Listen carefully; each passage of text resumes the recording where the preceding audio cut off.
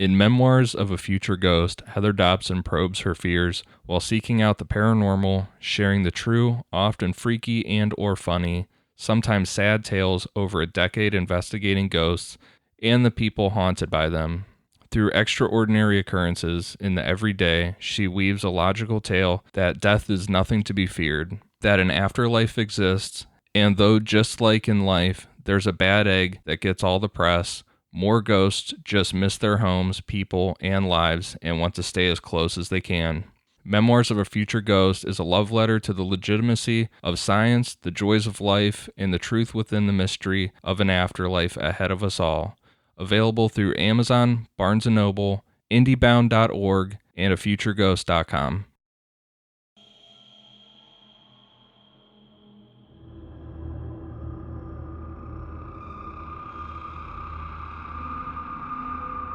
What has red eyes, makes weird noises, and radiates a foul odor?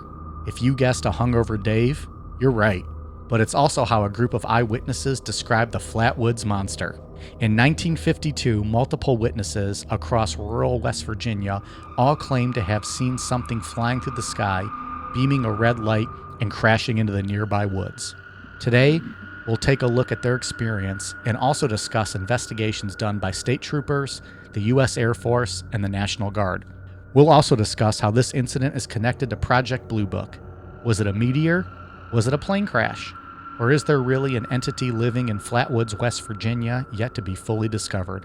Let's talk about it. I'm Mike. I'm Ian. And I'm Dave. If you thought the Flatwoods Monster was another college nickname for Mike's cock, stick around. We're headed deep into the hills of West Virginia to find out. This is Necronomipod. These kids were playing just before sundown down on this field at the bottom of the village. And one of the kids looked up, and one of the little ones, I differentiate between kids and young people. Say kids, the 5, 6, 7-year-olds, and the young people above that, you see. But one of the kids looked up and he said, in so many words, "What on earth is that?" And they all looked around, and round the edge of a hill, behind the village, the north of the village, but lower than the peak of that hill, or the one opposite it, came a pear-shaped, glowing red object which was pulsing from cherry red to bright orange, according to all the witnesses. It was traveling blunt end first. All right, so we're back to what? L. Ron Hubbard, and we're going to get audited. And, Scientology number 5? Yeah, so is that what we're talking about today? Or Technically, it would be a part 6. Oh, right? part 6? I'm sorry, you're right. is that what we're doing today? Or? No, we are not. Quick shout out to Tony Ortega, though, who did do a whole interview with you for one of those breaks there in the middle of Scientology. Yeah, it was super fun. Yeah, I don't think we gave him enough great kudos on the last episode. So great shout interview. out to Tony Ortega, and go back and check out that episode in the archive. Ian did an awesome interview with him. As a little break from our 4-week bit on Scientology. So we're not on Scientology anymore. We finished. I love it. Put a bow on that. Moving on to some real stuff tonight. Yeah. A serious Cryptids, issue. maybe? I mean, if we're going to compare straight up, is it that different? The beliefs in Scientology and Flatwoods? If we're looking straight up, information. I would. If we're going to compare Xenu to the Flatwoods Monster. I would put more stock in the Flatwoods Monster. I 100% agree. I will say that I named my Roomba Xenu. Does it respond to you? Yeah. Oh, that's cool. It's like you hook it into your Wi-Fi in the app, and if it gets stuck or something, it says Xenu is trapped under your chair or something. Really? Because I call my Roomba my wife. I'm sure your wife will love that joke. It's great. Oh, boy. Get me in trouble. Forget that Ian, use your everybody judgment on listens. that one. You might want to cut that one. Unless you want me spending the night over here a couple nights next week. You'll be over here Saturday. You can stay the night. After the fights. A big fight Saturday night. Yeah, it'll be fun. Well, this episode actually came out after, so never mind. Hopefully the fights were good. Hope you enjoyed those UFC fights last night. Man, those were fucking awesome. We got drunk and watched them. But anyways, We'd had a good 4 parts on Scientology. I hope you guys enjoyed it. Go back and check it out if you haven't listened to those. We had some good help from Castbox that actually gave us quite a few weeks on their website, on their on the banner page. On the banner page, yeah. So we're up there with Kate Hudson and Dr. Phil and fucking Joe Rogan. We're no slouches. That's where we belong. If you're going to put a Mount Rushmore of podcasts, Kate Hudson, Joe Rogan, Dr. Phil, and then our fucking three faces, right? Well, Rogan, maybe. I don't know about Kate Hudson's podcast. I don't know. Isn't that good? I haven't listened to it. I would not listen. I have no idea. Wow. I don't know about Mount Rushmore, though. Well, I'm just saying, according to Castbox, we're up there. Either way, it was a big week for us. It was good. So, and I mean, I'll take I like Dr. Phil, actually. My opinion of him changed after I listened to him on Joe Rogan. Yeah? Yeah, he was pretty cool. Joe Rogan get the best out of anybody, though. That's true. Yeah. Was the Cash Me Outside girl the best Dr. Phil guest ever? Might be. Yeah. She might be. I mean, the most, how about that? Socially trending, at least. Or she went viral more than anybody else, probably. I think she's a rapper now. I know she got like a big makeup deal and stuff. Yeah. She was like, 14, 15 years old? Goddamn, pal. She turned that shit into something. Son of a bitch. So real quick before we get started, if you are not a Patreon, patreon.com/Necronomipod. As of last week, we started a $1 feature. Just if you want to help out the show, help support us a little bit. You will also get a shout out on the show. If you are inclined to get the bonus episodes, that would be the $5 feature. We just released this past Thursday a trivia game show with a couple patrons squaring off against me in trivia. Did not go great, but you can go ahead and listen to that if you're a patron, or subscribe and listen. We got a bunch of good Patreon episodes available for you. Wait, did not go great as far as putting on a show, or did not go great as far as you squaring off against patrons? Yeah, I got fucking bent over and broken into 2 straight games. Clearly, I did not do my homework, and I did not know what the hell I was doing. Congratulations to Dustin and Whitney. They both... Smoked your ass. Smoked my ass, yeah. But good for them. We'll do that again in the future, and I'm going to study harder next time and, do better. Ian, what do we got today? Tonight we are going to do the Flatwoods Monster. And this one is really interesting because I went into this thinking cryptid, and quickly I found out that this is more of an alien story. I think I would agree. And it actually has a little bit of weight to it at the end that we'll get into. Like I said in the opening, it's not a college nickname for Mike's cock. Correct. This one is not. No. So it has some weight to it. I've been called many things. Flat is not one of them. # Blue Chew. Do you mean because if it was, it would have no weight to it? Is that what you were trying to imply, Ian? Yes. Not gonna answer that question. All right, let's get started. Right. So located in Braxton County, West Virginia, is the town of Flatwoods, which has a population of only 270 people. So it is a small town. And coincidentally, it's only about 120 miles from Point Pleasant, where the Mothman took place. We will get into that in the theories. Boom. But it is known worldwide for an encounter with an entity known as the Flatwoods Monster, and it's also known as the Frametown Monster and the Green-Eyed Monster. And, with the worldwide stuff, I didn't realize it is, like, huge over in Japan. They fucking love this thing. Really? Flatwoods Monster? Yeah. Really? They have, like, all kind of merch and stuff. It's crazy. No shit. Yeah, they love Why it. is that? I have no idea. I feel like Japan just like they attach on to certain things and don't they love kind of like American pop culture to an extent, right? Yeah. So that and used panty vending machines. Well, they do love their used panty vending machines. I want to go to Japan so bad. Not for the used panty machines, but I don't believe you. Yeah. Send us back a pair, Pally. Dave, you're going, aren't you? I'm going 2021 to Japan. Yes. Well, he'll send you some used panties, Ian. sounds like a plan. Fresh out of a machine, fresh off of a woman. I'm going to buy them wholesale and bring them back. We could sell them here. There you go. So the encounter started around 7:15 p.m. on the evening of September 12th, 1952, brothers Fred and Edward May, aged 11 and 13, their friend Tommy Heyer, aged 10, and two unnamed boys were playing football at the Flatwoods school playground when they caught the sight of a glowing red pear-shaped object with a fiery tail traveling blunt end first through the air. It flew over their heads and stopped in the air before descending on the nearby farm of Mr. Bailey Fisher. The May boys ran to their mother, Kathleen May, to tell her what they had seen. So this was their sister? Their mother. Oh, so it was their sister? West Virginia Joe. Sorry, continue. Dave's cracking himself up over Yeah, there. no. He really popped himself with that one. Ian's like, fuck you, dude. Just let me get through this story. At least we're not talking about fucking Xenu, right? At least it's something new this week. So the object didn't appear to have crashed, but the boys' first thought was that it was a meteor, which could have been valuable. And so they wanted to go check it out. And I watched the documentary that came out last year, and that's what they said. The one was like, it was the two brothers, the Fred and Edward May. That's what the one was like. Yeah, we thought there could be gold on it or something. We're like, oh shit, let's go. I'd be running up there too. Hell yeah. Absolutely. Well, and it was early in the age of UFOs, so maybe not like today. I think maybe your first thought's a UFO, but maybe back then, that's not your first thought. Maybe a meteor is the first thing you think of. Right. Yeah. So Kathleen stepped outside and could see off in the distance on the Bailey farm a pulsing red light.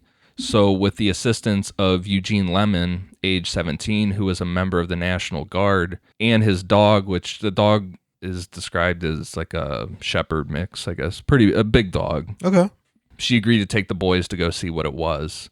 And the way I pictured it, or from reading things and watching the documentary, was it sounded like just a group of fired up kids showed up there, like ready to go, and it sounded like she was like, "Fuck, fine, whatever, shut up, I'll take you." Which there's 270 people in a town, so what the fuck else do you have to do that night, right? Right, exactly. Well, the 2000, I don't know how many people were there then. 270 is what's there now. Oh, today. Now. We're talking about in the 50s. Well, maybe it was 12 500,000 back then, and this monster drove them all out. Well, maybe. or it could have been 12. And they were all related. Go talk to your mother, brother. Go have dinner. Go wash up. Your mother, brother. So, in addition, the group also added 14-year-old Neil Nunley and two 10-year-old boys, Ronnie Schaefer and Teddy Neal, who had also seen the red object, and they wanted to see what it was. Eugene Lemon led the group by flashlight, taking them up a steep hill into a wooded area. After beginning the climb, the group noticed a warm, fog-like mist and this really sickening sulfur-like odor that burned their eyes and noses. At least one of the witnesses also heard a mechanical whining sound.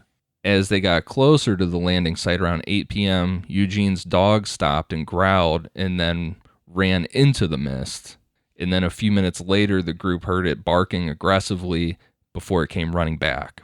So this dog went in there and then it's like, fuck that. Well, which is different. Most movies, the dog runs in and then you hear, It dies. and you don't hear anymore. Stop it. At least this time the dog came back, right? That's true. Or like Rambo when they sent the dogs in there and he fucking slit their throats and the dog's like, Jesus, man. Fucking brutal. I always think of the first Halloween. I think it's the first Halloween. oh When, yeah. Mark strangles the dog. Yeah. And you just see the legs. Yeah. That's fucked up. Yeah, not great. Oh, that's the fucked up part. The killing the dog in Halloween. Yeah. I think it is. I think we can all agree that's the worst part. Not the teen girls, the dog. Well, never mind. It's going to go down a different road there. So the group continued through a wooden gate and up the hill to the landing site. The younger boys stayed at the gate with Eugene Lemon's dog, who refused to go any further. The five that continued experienced more of a concentrated form of the mist and that sulfur smell. And Kathleen May heard a hissing sound that she described as it sounded like frying food. I think I saw it too that she said it sounded like bacon frying. So sizzling. Yeah. Yeah. That's kind of odd. Yeah, it's weird. Well, it's not something you expect to hear out in the woods, right? Right. Yeah, right, exactly. While approaching something and with the horrific smell and Right. yeah. Getting to the area, the group saw a large, rounded black object about 50 feet away in a gully to their right. The ball was over 20 feet wide, and the entire thing was glowing from within, and they said it was pulsating between a cherry red and a pale orange. As the group continued to get closer, Eugene Lemon noticed what he thought were the eyes of a raccoon sitting in a tree to the left of the object and shined his flashlight in the direction. In the beam of light was a dark, metallic, quote-unquote, monster that was standing 7 to 12 feet tall and was hovering a few feet above the ground. And it seemed like when the flashlight went on, it seemed like it turned on, like it came alive when the flashlight So it was hit kind of dormant until it noticed somebody was there. Yeah. Its face was lit red from behind, and its eyes were like portholes that pass beams of yellow light.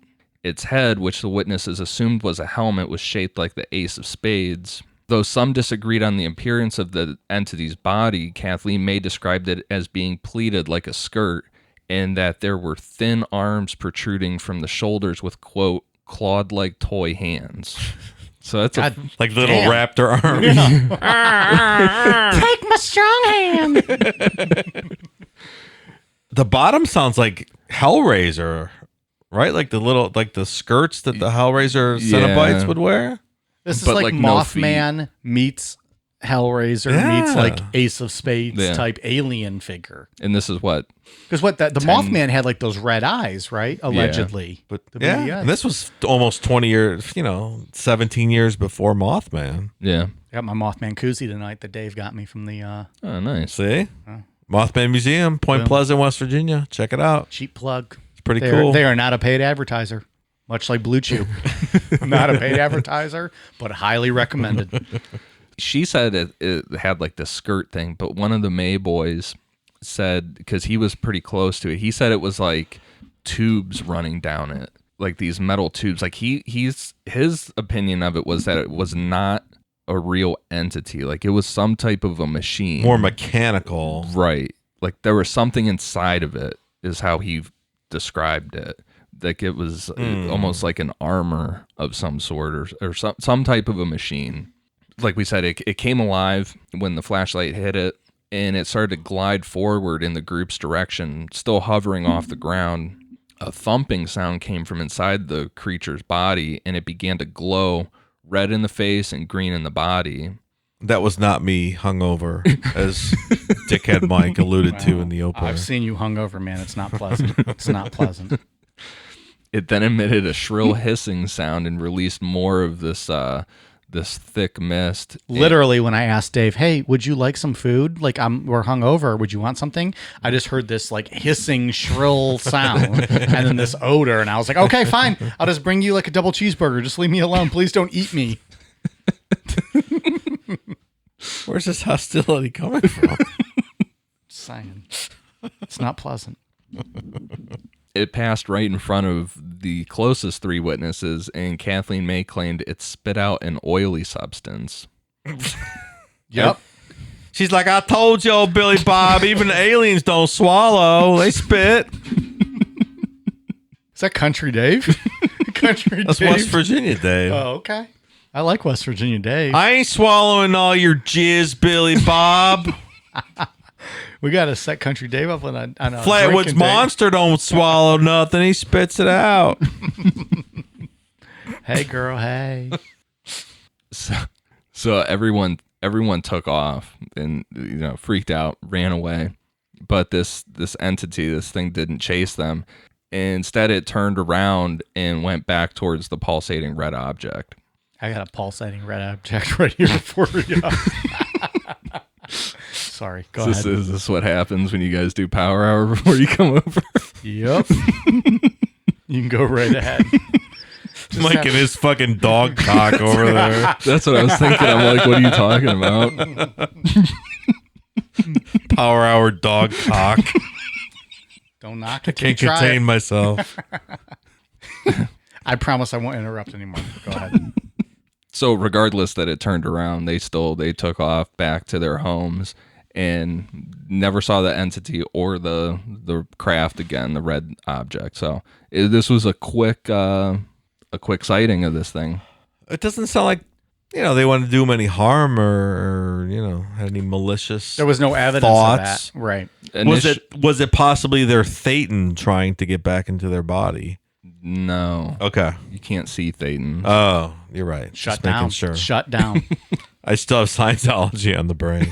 So they all claim they saw something. They all agree on the fact that it was really tall. It had like the creature, right? That it had the Ace of Spades helmet, and that Kathleen May said it was like its face was bright red and it had yellow eyes. But the two May boys that were closest to it said no, that was it was like a helmet. There was something inside of it. Like those weren't eyes. There was something inside of this thing. And people see things different ways. Eyewitness accounts don't always line up like that. Right. That makes sense. And this was a pretty quick. Yeah. Yeah, And you're they out were in there the for a woods. few seconds Yeah, and you're they took startled, off. of course. Sure. Well, that's what I'm trying to make sense of, like, realistically, what might they have seen that they misinterpreted maybe as something. Well, we'll get into what the Air Force decided to say it was towards the end. What they told us the answer was. Yeah, what they said it was. Yeah, right. See, Here's what it was. See here. a point I would make is that if all these people decide to get together and come up with this as a hoax, I think all their descriptions would be exactly the same. Right. The fact that they vary, as witness accounts often do, I think lends more credence that they actually saw something. Right. I think I 100% think they saw something.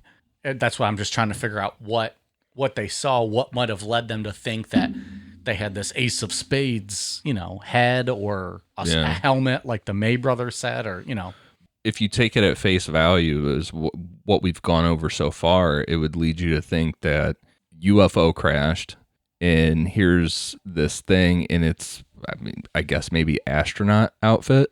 And was like, oh, I see these people. Sure. Here, I'm going to shoot whatever this substance is at them, scare them. And then it turned around and went back to its compared to what thing. What we've studied and talked about up to this point, though, this is like a new description, isn't it? Yeah, this is completely different than so all this your doesn't classic. look like the Betty and Barney Hills, or unless it was a little thing inside there. But it still looked different than what they saw, right? Yeah. And this was different than Roswell looking, or not to debunk it. I'm just saying this was different than anything else we had discussed in the past. Yeah. That had been UFOs or encounters. And it was also prior to all the future, Betty Hill and future sightings. Yeah. This was after Roswell, wasn't it? Yeah, 5 years after Roswell. Okay. And Roswell claimed at some point little people. Yeah, but Roswell didn't get like famous until years and years later. Okay. When Stanton Friedman tracked everybody down. That's your boy, right? Stanton Friedman, you like him. Who's the dude we don't like? Philip Klass. Philip Klass, the debunker. Yeah. So when they got back to town, it's reported that everyone in the group experienced nausea, irritation of their nasal cavities, severe swelling in their throats after inhaling this mist. Eugene Lemon had multiple convulsions and went into just violent fits of vomiting. Some of the children could hardly swallow water, and Kathleen May had to take her boys to the doctor. The doctor who treated them claimed that their symptoms were similar to those by victims of mustard gas. That's interesting. Well, it's worth noting with this that in that documentary that came out last year, the May brothers said this is absolutely not true.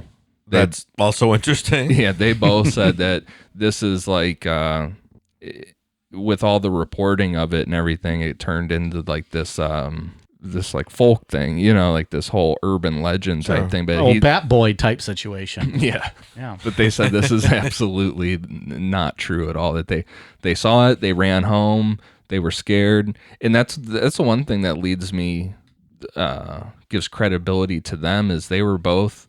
This documentary, as far as I know, is the first time that they've talked about it publicly in their adult lives, and they're pretty old at this point. And they were both like, we would prefer that it never even happened, to be honest. Sure. They were like, So if we saw it as they made no money. They didn't try to like capitalize. no, they just wanted it to go away. Well, and just because some reporter embellished what took place afterwards doesn't necessarily discount Yeah. the original Sure. story. Right. Oh, I agree. It sounded like if they would have seen this as an adult, they probably would have never said a word about it, and just that would have been that. Would you, if you saw this sort of thing? Would you? I don't think I would say anything. No, I would keep it to myself. I would probably. too. I don't know how I would react. I absolutely. I really would. don't know. I wouldn't report it to the authorities. You mean like MUFON? You wouldn't report it to MUFON? Yeah, and I think to this or time, NICAP? I just don't see any upside to that. at this time too is a little different with like the Cold War going on. Everyone's like real freaked out about everything going on, so they're going to be called the report it. communist. Yeah. Be called the communist, probably.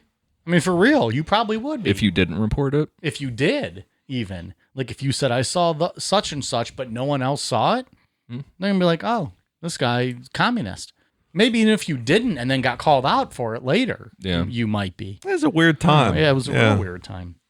So immediately upon returning home at 8:45, Kathleen May called the sheriff, Robert Carr, who was really strange, was occupied in a search for a reported plane crash about 11 miles away.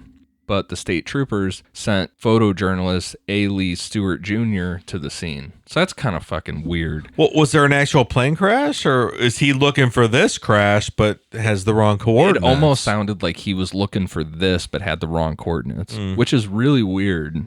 You know what I mean? That lends 11 more miles, sure. But then it lends more credibility to this story that he's already out looking for something that's crashed that was called in by somebody else.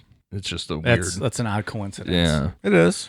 So there was no reported or confirmed plane crashes that night. No. Yeah, that's strange. Stewart arrived around 9 p.m. that night and convinced Eugene Lemon to take him back to the site. There he smelled a, quote, sickening odor, and the two found long tracks in the tall grass over a foot wide and 12 feet apart, leading from the hill down to the valley where the glowing object was seen. Stewart noticed a dark, oily substance on the ground while walking through these tracks.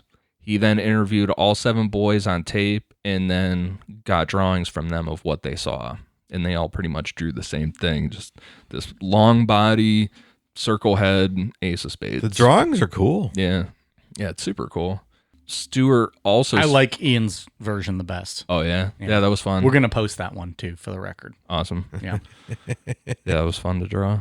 Stewart also started to gather other witnesses in the area for accounts. A farmer that had an adjacent view to the Bailey farm reported that he saw a red light in the same areas where the monster was seen and everything was going on. And initially he thought it was a fire. When he got his binoculars to look closer before calling it in, he said that this thing just like kind of dimmed out and it was gone. And that was it. Another witness named Bailey Frayne also reported seeing a red object hovering around the treetops where the monster was seen, and she said it shot off in the direction of Sutton, West Virginia, who also had UFO reports called into their police station that night. And there's an airport there in Sutton, West Virginia, and they had UFO reports. So this whole like little area is like lighting up with UFO reports. So everyone saw it. Yeah. Or saw multiple things, even. Right. John Keel, who we remember from our Mothman episode. Obviously. Yeah. I remember him. Do you? Of course. It's the hero. So, was he at the Washington Post at this time? Because I'm not sure. I mean, he was ready to go. I mean, he was a Post reporter at the Mothman at the time. Was he the Mothman. one that was like the Men in Black came to him? He gave us the first look at what the Men in Black were like. Because they came to him. Well, they were all over Point Pleasant, remember? Yes. They were like, I just picture them walking around like trick-or-treating, like going to all those houses. That's how I think of them in my head. And they were always bugging Mary Hyre about what John Keel was up to. And she gave them no shit. Yeah, like she didn't give a fuck. Yeah. Mary Hyre was a hard ass. Yeah. Well, I visited, Point Pleasant last summer. I went to the Mothman Museum, and I was just standing on the street, trying to envision these Men in Black walking around town and what it must have been like back in the 60s. Being super creepy. Yeah. It's not the fun Men in Black like Will Smith and Tommy Lee Jones. No, it's super awkward where the one clicking the pen like he didn't know what it was, didn't know what it, just never saw something like it before. And the guy didn't know how to eat a steak. Yeah. That guy. What was he doing with the steak? Like he was looking at other people, or what did we say? Trying to figure out how to cut it. He just started laughing at it. Yeah. That's so creepy. They creep me the fuck out. Yeah, if that's real, that's fucking way creepy. Can you imagine being like at like a fucking Morton's or like a Ruth's Chris like steakhouse? You look over and like the guy next to you's laughing at a steak, like looking like he doesn't know what the fuck to do with it. That's creepy as shit. Yeah. We Or gotta like, do an episode on the Men in Black, man. we already did. No, like a just straight, strictly. Yeah. We got to do Albert Bender because he birthed that whole idea, and then we'll throw in some Men in Black stories in there too. That works for me. Yeah, that is literally the one and only paranormal thing that actually makes me uncomfortable to think about. That's why we gotta do it. It's creepy. Let's push the limits. Extremely creepy. The unsolved mysteries about the Men in Black is really fucking creepy too. Yeah, it's terrifying. Yeah. But don't watch So that until we do the strange. episode.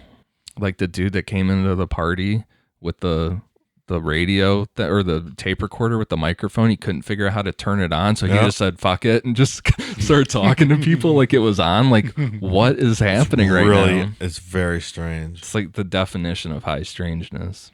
Weird. So John Keel from Mothman, he reported that early on the morning of September 13th, 1952, so we're talking probably like 5 to 6 hours after the initial sighting, a young couple who requested to stay anonymous had a similar encounter about 20 miles away in Frametown, West Virginia. According to the couple, they were driving through a wooded area when their car engine stalled. The husband got out of the car to check the engine while his wife stayed inside, and he noticed a weird light coming from the woods.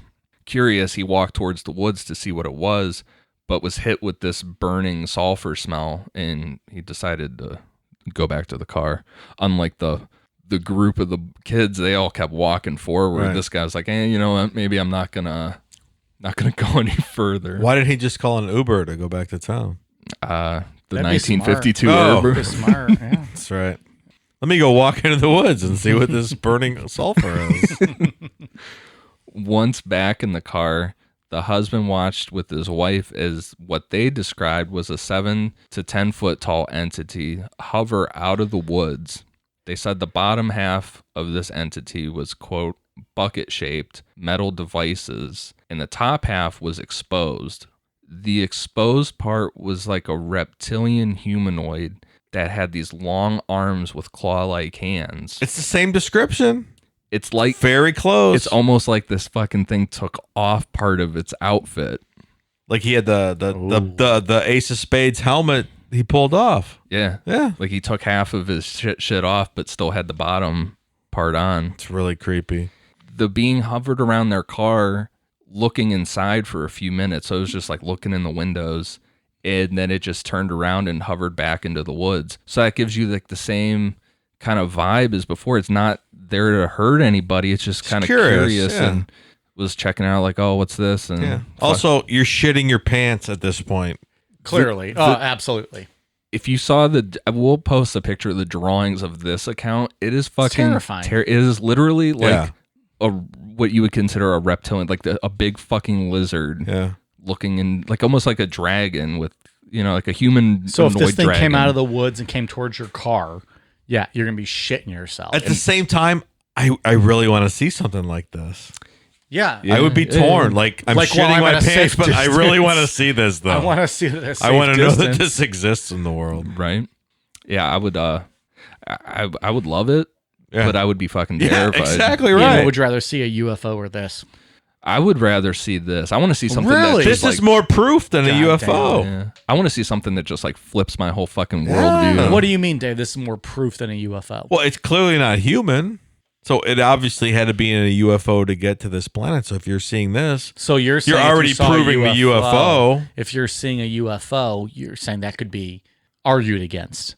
yeah, it If could be you the see weather this- balloon, the Air Force argument. Sure. You see this, it's clearly not of Yeah. this Earth. So you're already proving the UFO aspect of it. Like, do you guys remember That's about fair. like 8 years ago when there was all those UFO sightings on Lake Erie out there by Euclid? that were on the news. I feel like you read those articles more than I do. Well, I drove out there the one night because Did you? it kept happening. So I'm like, I'm going out. I'm going to see this fucking UFO or whatever's happening out here. And I sat, and it was really strange. It was these two red lights, and they were kind of like moving around. But I'm like, the NASA plant's right over there. It could have easily been some kind of drone or something. That's what I mean. Like, I want to see something that really blows my fucking mind. Like this fucking thing. Yeah. I You completely say a agree. 7-foot tall reptilian thing come out of the woods. The guy don't live on this planet, so he obviously took a UFO on his trip here. So I'm proving both at the same point. That's not a fucking red light. That's a fucking 7-foot tall lizard coming at me right now. Right. I get it. Kind of like the Indrid Cold story, they called the police and it filtered through, and the Air Force was contacted. The U.S. Air Force contacted the commander of the West Virginia National Guard, Captain Dale Levitt, who was already in Braxton County helping search for that plane crash that we talked about earlier. So that's even more strange that this guy was already there looking for something. A plane crash that might not have actually happened. That could have more than likely been this whole incident. Maybe Men in Black were throwing him off the case. But there's no record of a plane crash, which there would have been. But there is a record of a meteor hitting that night, though. But is there? I believe there is. The meteors in the area, yeah. Yeah. That wasn't just thrown out there by the government. There's legit meteors. From what I read, there was a confirmed meteor that hit that night. Okay. I didn't see the confirmed. So I mean but I know that there was like There was meteor reports showers of and meteor stuff, yeah. showers. Yeah. So they contact this Dale Levitt guy who was already in the area and asked him to go out and inspect the scene. Levitt said that he arrived on the hill with 50 or 60 men around 1:30 a.m. and took samples of the dirt, leaves, wood, and an oily substance, and he described it as graphite grease, where this entity was seen. That's a lot of people. Yeah. Like, if that happened today, do you think you'd get the National Guard and 60 people out there? They were hyped at this time, and we're going to get into Project Blue Book in a minute, but this is the year that Project Blue Book started in 1952, so they were all over this shit. He also found a 20-foot circle of depressed grass where the boys had seen the glowing object. Which is exactly why they described it. Right. An article in the Charleston Gazette in October 1954 revealed that Levitt found at least one metallic fragment and alleged that curious locals, because locals were coming up at this point too. Like, everybody was up there. I'm sure, yeah. It's exciting. Nothing else going on there. That they found black plastic-like materials. Levitt sent the samples to the Air Force for analysis like he was requested to, but he never personally heard back about what any of it was. He just did his job, and that was that. Because why would they get back to him? Yeah, I mean, they're not. Yeah, they're not gonna. Right. So we know that this is real. The Air Force did contact Dale Levitt to check it out and send back samples, because years later, when Project Blue Book was declassified, the Flatwoods Monster case was something that they investigated. So Project Blue Book was that Mike's college plan to call every girl in the book to get rid of his blue balls? It's 100% correct. I like the thumbs up. Yeah. For those of you watching on video demand, that's a thumbs up. Project Blue Book, which we first talked about in what episode? We've talked about it, I think, in every Alien one so far. Probably Roswell going way back. Roswell for sure. Available in the archives. Roswell, MK Ultra. Well, in the big one, we talked about it on Betty and Dreesen because J. Allen Hynek he's the guy, and we talked about him. Well, if anybody wants like a detailed thing that hasn't listened to that episode yet, go back and listen to that one because we really get into Hynek. But Betty and Barney Hill. Was that what you said for that one? Betty and Dreesen. Oh, Betty and Dreesen. I'm sorry. Yeah, I mean we talked about Blue. We talked about Blue Book on several on that one too. But Betty and Dreesen, underrated episode, one we don't talk about very much. Available in the archives. Yeah, and I mean in J. Allen Hynek's involved in this one a lot, and I mean the History Channel just did their Project Blue Book series where they have. I haven't watched that. Is it good? It's all right. It's a little. They make like J. Allen Hynek in real life is like the driest scientist on the face of the earth, but they have him Littlefinger from Game of Thrones plays him. Okay. All right. And they make him like this old school Fox Mulder almost. Okay. Which, I mean, it's cool, but it's not real, obviously. Right. That's not accurate. But I mean, he was the guy. He was on Project Sign, started in 1947, and then it flipped to Project Grudge in 1949, and then it flipped to Blue Book in 1952. And he was the dude. He was there from the beginning, and he was brought in to debunk all this shit. And like we know, we talked about in Betty and Dreesen, somewhere along the line, he flipped and believed in this shit. And then went as far as to start believing that, or put forth theories that this is all interdimensional, that this is not from other planets. It's actually like right on top of us. Which is what you believe. Yeah. I think there's way more evidence of that than there is of something coming from another planet. Yeah. I don't want to interrupt, but Mike, how did Project Blue Book in college? Did it work out for you? Of course it did. Yeah. Worked out very well for me. Just, word spread, and they were like, oh, this guy, he must be onto something. And, ever since then, Blue Chew was born, and they were like, we're going to base it off this guy's cock. If we can create a pill that can create the hardness of this guy, we're onto something. And then Blue Chew was born. You're the model for Blue Chew, is what you're saying. If you look at their website, it's me. I don't know what their website shows, but it's probably me.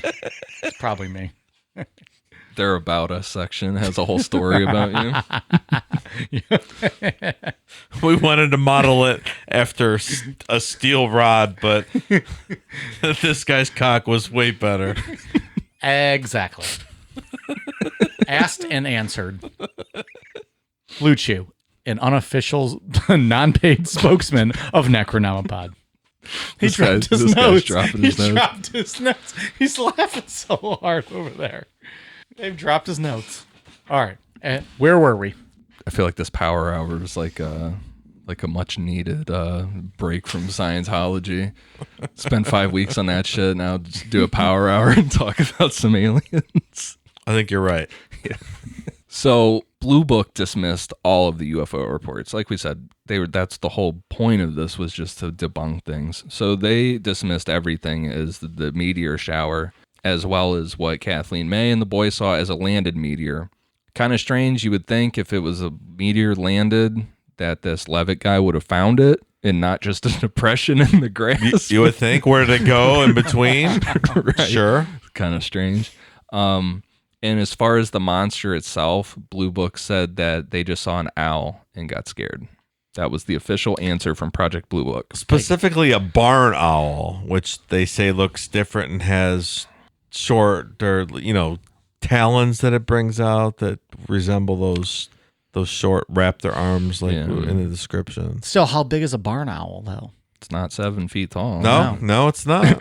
Like at the biggest, what is it? 2-3 feet? I think they get pretty big, like three, maybe 4. Which is still fucking terrifying. Yeah, it's a big ass bird. Well, I think they're saying like it's flying at you. You're confused.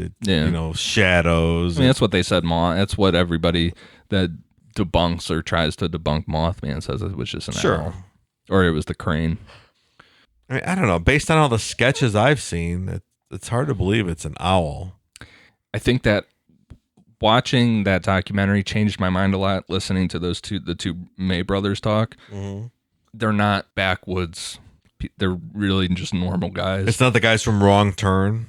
No, they're really Good just movie. like average, well-dressed, older guys, well-spoken. I feel like it's like an insult to their intelligence to say it was an owl. They saw an owl, right? Yeah. So like we saw what we saw. Right. It wasn't a fucking owl. And what's really interesting, because this sounds fucking crazy, really. I mean, it sounds like something out of a science fiction movie, but this is one that bothered J. Allen Hynek. This was one that he was like, there's something to this, and the Air Force said, nah, it's an owl. Kind of. Air Force like, nope, it's an owl. You're wrong. Yeah. End of story. So I did some extra research on this. Hold on, I gotta get my phone. I gotta find this one guy's name. He wrote this book. We're off the script at this point. Yeah, this is one of those rare times that I didn't type anything down, because if there's one thing I can just talk about, it's aliens. I tend to believe this story. I don't think there's evidence to refute it. Like you said, where's the? If it was a meteor, where's the fucking meteor? Like that guy's. No one pulled the meteor out of there, right? Yeah, which is weird. Could it have been shrapnel though? Shrapnel of what? Of the meteor, like maybe if something that broke off. But then parts? But where did it go? somebody would have found the meteor. But just small parts of it, not the full meteor. I Like mean, it you guys broke said there up? was meteor showers that at this time. But what caused the 20-foot depression, though? If the meteor broke up in the atmosphere, there would be small parts, but it wouldn't have made a 20-foot wide depression in the grass, I guess. And the other thing I forgot to mention was that the treetops were broken too. Yeah, right. And right. Blue Book does acknowledge that the treetops were all broke. So it passed through the tree. Yeah, something did. But then there was just no meteor there for that so day. we believe meteor up until we can't prove that there's the depression right in the ground. Okay, it's just strange. questionable. There's this guy that wrote this book, Ben Medsrich. He also wrote the Facebook book that got turned into a movie. And he wrote some other book that was like super popular, but then for whatever reason, this guy just branched off into UFOs. Which Facebook? The Social Network? Like Yeah, the one yeah. they made the movie out of? Yeah. Okay. So this guy, and he had some other book that was like big time on the top charts. But so for whatever reason, he branched off and wanted to write a book about UFOs. What he found was on the 37th parallel going around the planet, almost all UFO sightings, cow mutilations, like Bigfoot sightings, all kind of weird shit happens on this 37th parallel. Like the majority of paranormal things happen there. So then we're talking about like magnets, like that's what it's kind of attributed is like, because the magnetism is weird on that parallel. Kick it up to Alan Hynek. He said that it's like this interdimensional thing. Go to John Keel. He always believed in window areas. That's what he said, was that there's something about certain places in the world where there's window areas that these things slip through, like Mothman, the Men in Black. They're The Skinwalker Ranch portal. exactly like these things slip through. Bigelow bought the ranch. Yeah. Day late and a dollar short, my friend. I'm sure I'm not the only one that's ever thought to look at this or do it, but I couldn't find anything specifically. So I found the most recent magnetic anomalies map of West Virginia. And then I took where Point Pleasant is. Well, I took where Braxton County is first, and I put it over. Braxton, the majority of the state is pretty green, a little bit of yellow, but then like the whole bottom half is blue. So there's like nothing going on. Right through Braxton County is pretty orange. So it's higher through there. But the one that's really interesting was smack dab in the middle of Point Pleasant is like fucking dark red. Like crazy amount of weird magnetic shit going on there. Damn. Who creates that map? Like, how does that work? It's I believe now it's satellite. There's satellites that measure Just it. satellite imaging of magnetic. What? Yeah, 'cause- magnetic resonant. Like, what's the? Yeah, the Smithsonian, the one thing I looked at, the Smithsonian had like a map of the whole planet. It was it was pretty cool. Like there's all kind of, I mean, there's some places in the world that are different. But if you believe in the window area, I mean, if you believe in interdimensional things, something needs to open that up. Yeah. And if it's a magnetic anomaly, it's interesting. It's interesting, and that kind of brings up the thing that people always say, like, oh, why doesn't it show up in New York City and stuff? Because I looked at that too, because that's always something everybody says. There's nothing. There's nothing weird going on as far as magnetic stuff. It's interesting. I might have to look at that magnetic map because that's interesting. It's pretty cool. It changes a lot. Like it fluctuates, but it from what I read, it will stay relatively the same, but it does fluctuate at times. So the most updated, I can't remember what year it was. It's recent. It's only from within a year or two. But yeah, Point Pleasant was like fucking crazy. The amount of the anomaly going on there. Yeah, fucking Indrid Cold that's hanging out. I mean, over if you want to believe that theory, that would make sense. Where if you're just going off that, it's a little orange. It's orange in Braxton County. It's high. So it's just like this one kind of thing happens, but it's like dark red and Point Pleasant, and one of the biggest paranormal things ever goes on there. You got the Men in Black doing weird shit. You got UFO sightings galore. The fucking smiling man running around in the cold. Where else in the rest of the U.S. does the heat map show up as red or orange? I have not looked at anything else really, but I think it's something that I am gonna do going forward when we do any type of paranormal stuff, is check that out, because it's really it's interesting. And that guy's book, it's very interesting. and that guy's book is I listened to a podcast with him talking about everything, and he did the fucking legwork, man. He was down there investigating all these things just right along the 37th parallel with all this crazy just like the magnetic anomalies of everything. It's wild. Yeah, it runs right through all that shit. All the cattle 90% of cattle mutilation stuff, just it's wild. Missing 411. Anything run through there? Yeah, probably. I would assume. Missing 411 available in the archives. One of our better episodes, and one that was surprisingly in like our top 10 downloads. Like out of nowhere, that one blew up. It's a great episode. Fucking creepy. Great episode. It's creepy as shit. Did we ever put out a bad episode, Dave? I don't think so. Well, Our worst episode's an A- at worst. Just saying. Yeah, this one was super interesting. I went into this thinking like I knew it. I've seen pictures of it before. I went in more cryptid on this, and then I'm like, oh, this is a fucking alien story. This is a straight up UFO thing. Definitely. That has my dude Alan Hynek believes in it. I don't disagree. I Yeah. believe this story 100%. So what do you think? What do you think it was? Like, do you think it was something in its like astronaut outfit? It sure seems like it. Like if I envision we sent a spacecraft to another planet. Yeah.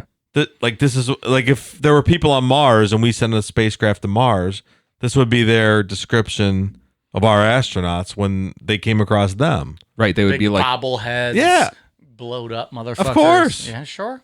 So is that what we're going with? Is there an alien craft that crashed? I 100% believe this story. After there's a lot of fucking goofy shit with like how it things blew out of proportion as this like how they said the kids were all puking and sick, and the dog died 2 weeks later. Like all this kind of urban legend shit got attached to it. But that's 1950s reporters embellishing things to write a story. I agree. I don't know that discounts But the accuracy of the story. Yeah, I agree. It's another interesting. When I was looking for background videos on this, the most frequent thing that comes up is a video on Fallout 76, where Is that a video game? Yeah, it's the hardest monster to find in Fallout. The Flatwoods Monster. Yeah. yeah, you have to. I know you have to fight Mothman in it too. Do you guys play both that game? That's Angie. That's all that shit up there. That's all Fallout stuff. Okay. I do have the shirt. Ian and I both got the shirt from the Mothman Museum. I got the koozie. Fallout I got the 76. koozie, so I You won. got the koozie. I won the real battle here. Drinking out that koozie tonight. Yeah, that shirt's sweet. I love that shirt. I don't know. This was a fun episode, though. It's a This is good shit. Nice change of pace. I mean, it's not like the story. Like I said, they only saw this thing for like 10 minutes, so it's a really quick encounter, and it never came back. That kind of leads more proof to it too, in my opinion. It's like it never came back. It probably was like, fuck. Yeah, there's found these nothing fucking here. hillbillies in West Virginia. It's Of like, all the places to land. nothing going on here. We don't need to return. Like two places you don't want to land in the United States, West Virginia and Florida, because no one's going to fucking take you seriously. Like you land in Ohio or, Kansas or Utah or Colorado, people are like, okay, maybe so. Like, something fucking different. There's parts of Ohio that I would classify. Well, Ian, I'm not going to go down that great. road tonight still. Like most of Ohio. Even still, West Virginia and Florida, yeah, we don't take you seriously. I'm not going to put that in Ohio. Is there a lot of stories out of Ohio, though? Like what? Like from like paranormal or UFO or... Oh, yeah. We got the Loveland Frogmen. See, we got to start talking about this shit. The Frogmen. We'll do the Frogmen That's awesome. eventually. The That sounds- Frogmen, the Melonheads out. That Melonheads are close. That's out in Kirkland. We can't do hometown heroes every week. Well, we absolutely can if we wanted to. It's just too many of them. All kind of shit going on in the All world. right. I love Well, then the fuck monster Ohio. stuff. What the hell do I know? I do Fuck. too. I love this story. The monster stuff's cool. This is a good story, though.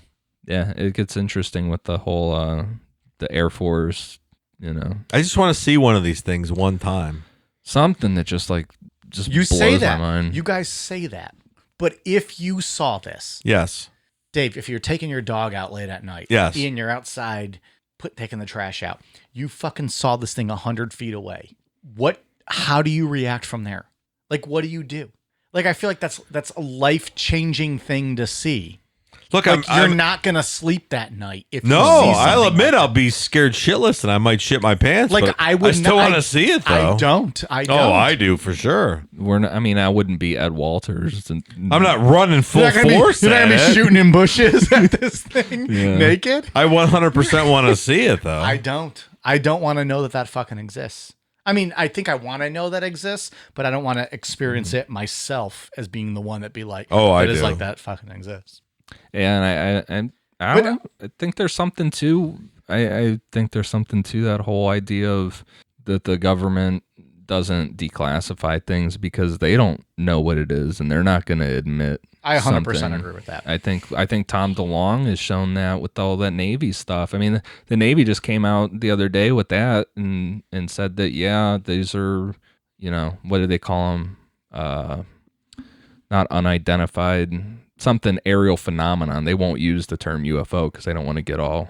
But they say they don't know what it is. I think that's what it is. I think that they're not gonna admit to something that they don't understand.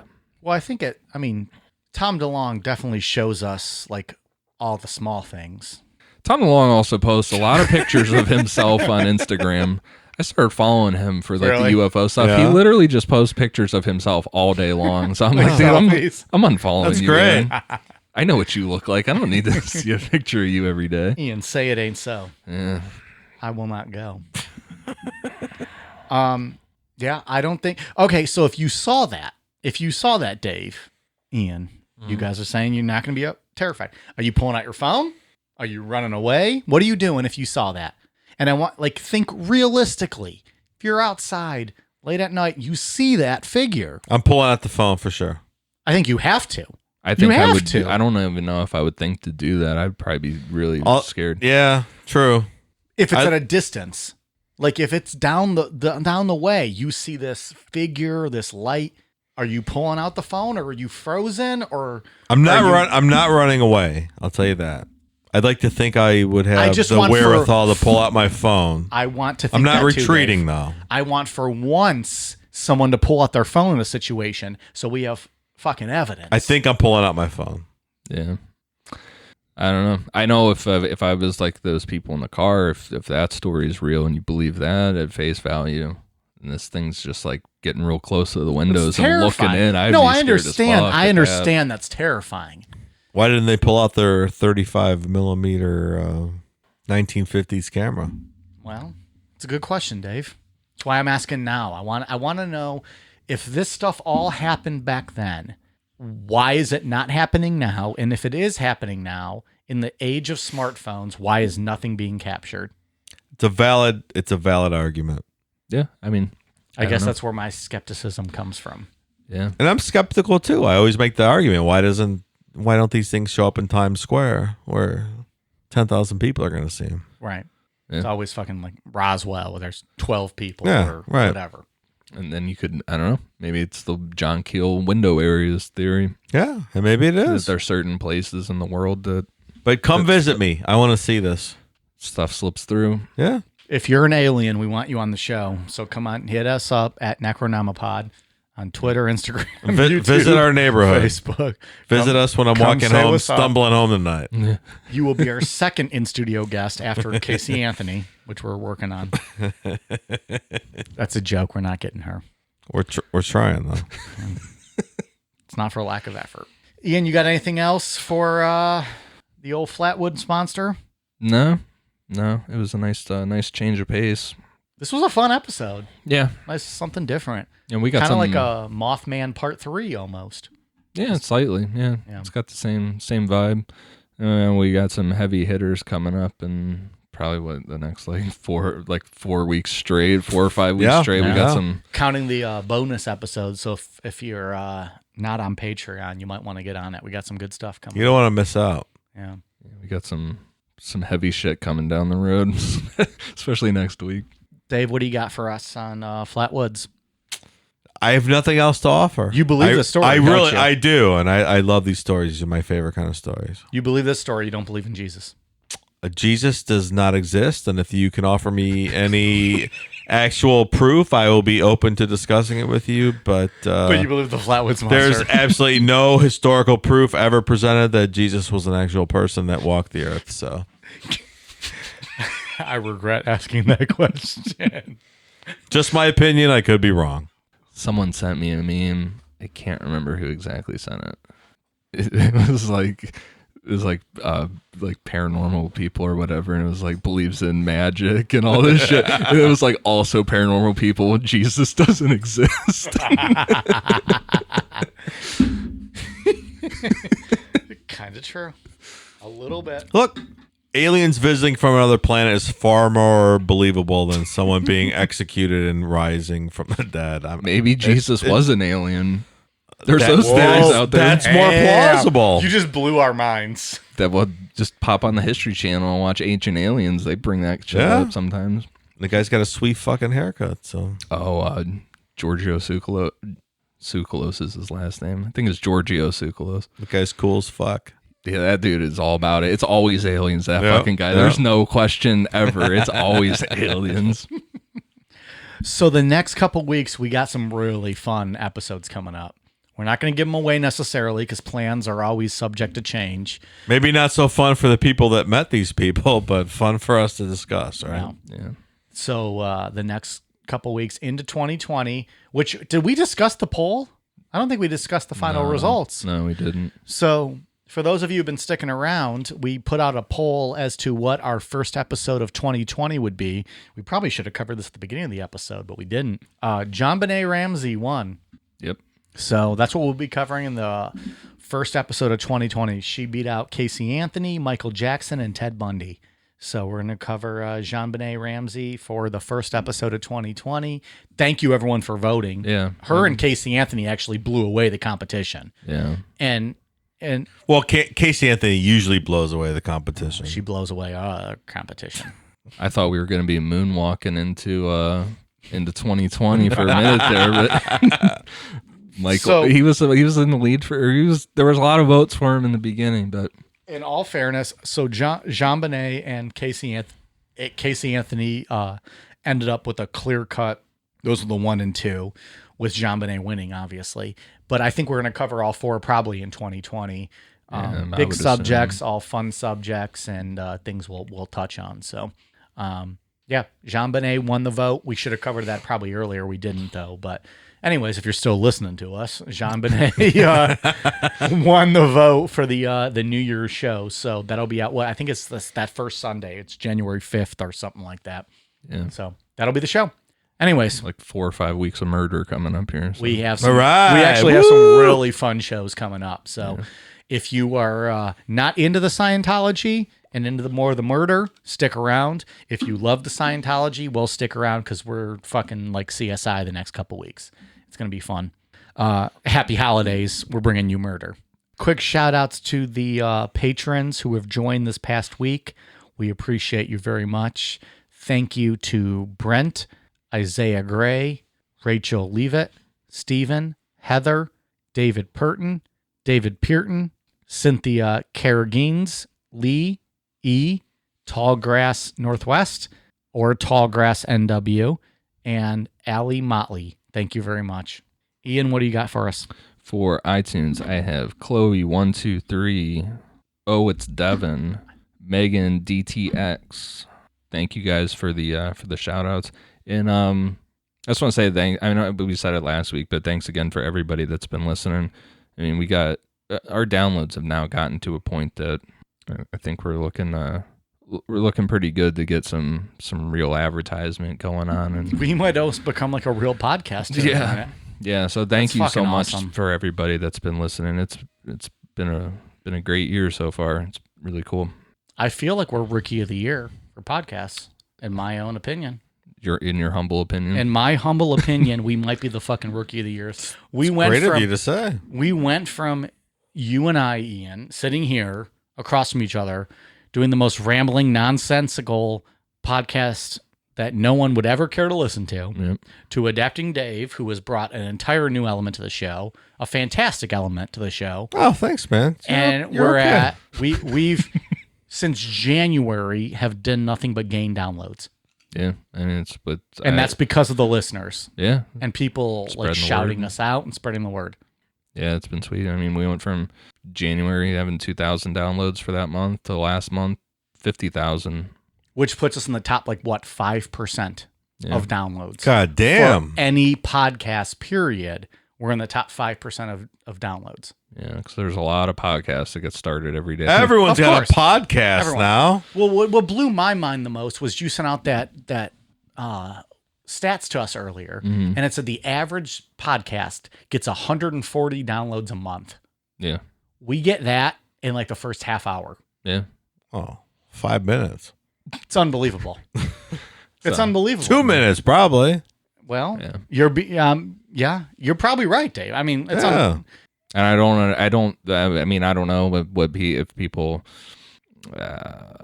if they think we're big or whatever. I mean, we're literally sitting in my home office basement recording a show that I hope that they're clearly under digging and liking, and we couldn't be more grateful because it's very DIY out here. It's awesome. We appreciate it. Exactly. DIY. We love it. I don't even have a limo to take me home. It's fucking freezing outside. I got to walk home tonight. Literally, when we leave and this episode is ending at almost midnight, Dave and I both have to walk to our houses in the fucking freezing cold temperatures because we don't have that money to drive us home. Soon we will. And we're drunk, so we can't drive. Well, we've been drunk since what, fucking noon, in my mind. Whatever. We got through it. Anyways, the point was we really appreciate everyone listening because this has been unbelievable that we've had this many people subscribe and become patrons and download our episodes. Hope you guys are enjoying it. We're always looking for requests. Let us know on the social medias if you guys have anything you want us to cover. We're always keeping long lists. Dave, I think you have some shout outs, don't you? From Instagram, Anna Taschetti and Emily Schmemily. Thank you so much. Boom. We are on Twitter, Instagram, Facebook, YouTube at Necronomipod. We are on Patreon at patreon.com/Necronomipod. And if you're interested in getting any merchandise, we have hoodies, t-shirts, tank tops, and long sleeves, men's and women's styles available. If you go to Amazon and search Necronomipod. We appreciate all your guys' support, and we will see you guys next week. All right, you guys ready for a cool down beer? Cheers.